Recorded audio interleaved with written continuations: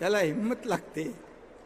आलेले मी तेव्हा बोललो होतो, आलेले पायाने जाताना ॲम्ब्युलन्समध्ये गेल्याशिवाय राहणार नाहीत. असे माझे कार्यकर्ते आहेत. जाऊ द्या.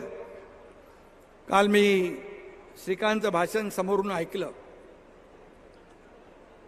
तेव्हा मला कळलं की एक बाप म्हणून, माझ्या आईवडिलांचा मुलगा म्हणून, एक नवरा म्हणून मी अपयशी ठरलो. ही खंत आतापर्यंत मला वाटत नव्हती, कारण मला काल श्रीकांतनी माझे डोळे उघडले. कारण त्याला जे आलेले अनुभव, तो शाळेत कुठे जातो, तिथून तो मेडिकलमध्ये कधी गेला, MBBS कधी झाला. एकदा मी तो बोलायला पाहिजे होतं त्यांनी. एकदा मी गेलो होतो त्याच्या DY पाटीलमध्ये, MBBS झाला, MS पहिलं वर्ष पूर्ण केलं. नंतर त्याला निवडून येण्यासाठी कल्याण डोंबिवली मतदारसंघामध्ये सुशिक्षित तरुण चेहरा पाहिजे म्हणून त्याला उभा केला. त्याच्यानंतर त्यांनी फायनल इयर MSचं त्यांनी त्याच्यानंतर केला. खासदार अगोदर झाला, नंतर ऑर्थोपेडिक सर्जन, शेवटचं वर्ष त्यांनी पूर्ण केलं. खरं आहे, त्याला कोणीतरी विचारलं, तुझ्या वडिलांच्या बरोबर, परिवाराच्या बरोबर इतक्या वर्षामधले काही आठवणी सांग. काय सांगणार तो आठवणी? काय सांगणार? कारण मी जेव्हा जायचो तेव्हा माझे आई वडील, मुलगा हे सगळे झोपलेले असायचे. ते सकाळी शाळेत जायचो तेव्हा मी झोपलेला असायचो. पिता पुत्राची, माझ्या वडिलांची, आईची भेट 15-15 दिवस, एक महिना होत नव्हती. आणि त्यांनी कालच्या भाषणामुळे तो बोलून गेला, तो वस्तुस्थिती बोलून गेला, त्याच्या मनातलं बोलून गेला. आतापर्यंत कधी त्यांनी मला सांगितलं नव्हतं, परंतु त्यांनी देखील तुम्हाला एक परिवार समजला असेल म्हणून त्या परिवाराच्या समोर त्यांनी खंत व्यक्त केली.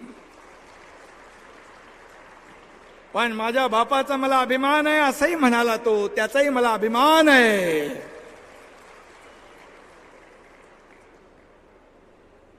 पण आता काय, आता तर वेळ काळच नाही. आज 24 तास कधी संपतात हेच कळत नाही. तुम्ही सगळे साक्षीदार आहात. आता अख्खं महाराष्ट्र, अख्खी शिवसेना, आपले बांधव भगिनी, सगळाच माझा परिवार आहे. त्यामुळे महाराष्ट्र आपला परिवार आहे. माझं कुटुंब, माझा परिवार इतक्यापुरतं मर्यादित आपण नाही. मला कळतं की आज जी आपुलकी, जे प्रेम जनतेमध्ये मला पाहायला मिळतं, त्यामुळे मी किती थकलेला असलो तेव्हा लोक जेव्हा मला मिळतात, पुन्हा मी चार्ज होऊन जातो, पुन्हा मला ऊर्जा मिळते, टॉनिक मिळते. म्हणून मला लोक विचारतात, तुमच्या कामाचं रहस्य काय? माझ्या कामाचं रहस्य गर्दी, हेच माझं टॉनिक आहे. माझे कार्यकर्ते हेच माझं टॉनिक आहे. सगळ्यांना या गर्दीमध्ये इच्छा असून देखील भेटता येत नाही, परंतु मी भेटण्याचा प्रयत्न करत असतो. पोलिसांनाही मी सांगतो, अरे परिवार आहे माझा, तुम्ही सांभाळून घ्या. ते त्यांच्या सुरक्षेचं काम करत असतात. हे कवचकुंडल आहे, याच्यातून मला काही धोका होणार नाही. आणि मारने वाले से बचाने वाला बडा होता है. त्यामुळे मी कुठल्याही संकटाला कधी घाबरत नाही, कधी घाबरलो नाही, कधी घाबरणार नाही. ये बाळासाहेब आनंद दिघे साहेबाचा चेला हा एकनाथ शिंदे आहे. आयुष्यामध्ये माझ्या खूप प्रसंग आले, पण मी कधी डगमगलो नाही. दुःखाचेही आले. तुमच्यासारखे कार्यकर्ते, दिघे साहेब सगळे माझ्या पाठीशी उभे राहिले, आणि म्हणून मी आज तुमच्या समोर उभा राहून बोलू शकतो. नाही तर हा एकनाथ शिंदे देखील आयुष्यामध्ये एका टप्प्यात कोलमडला होता. पण दिघे साहेब म्हणाले, माझ्या घरी दिघे साहेब 5 ते 6 वेळा आले. त्यांच्या डोळ्यात मी पहिल्यांदा त्यावेळेस अश्रू पाहिले. मला म्हणाले, आता एकनाथ, या शिवसैनिकांसाठी, या जनतेसाठी, या लोकांसाठी तुला जगायचं आहे. त्या दिवसापासून मी कामाला लागलो, मागे वळून पाहिलं नाही, मागे वळून पाहिलं नाही. काय केलं नाही आपण? घरात दारावर तुळशी पत्र ठेवलं. काय दिलं आम्ही परिवाराला?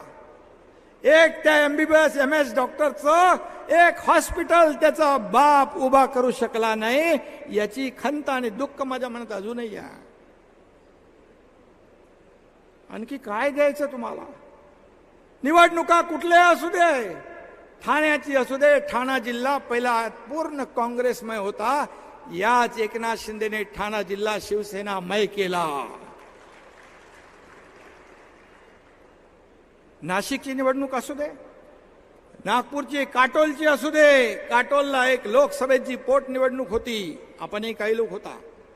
कुठली निवडणूक असू दे, महापौर पदाची असू दे, कसली असू दे, खासदारकी असू दे, पोट निवडणूक असू दे, हा एकनाथ शिंदे आपली सगळी टीम घेऊन जायचा, सगळं करायचं, जे जे लागतं ते सगळं, आणि त्या माणसाला विजयी करायचा.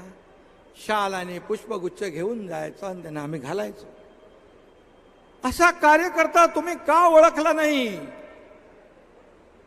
जो स्वतःसाठी कधी जगला नाही आणि स्वतःसाठी कधी मी जगणार नाही. मी दुसऱ्याचं दुःख ते माझं दुःख समजून मी काम करतो.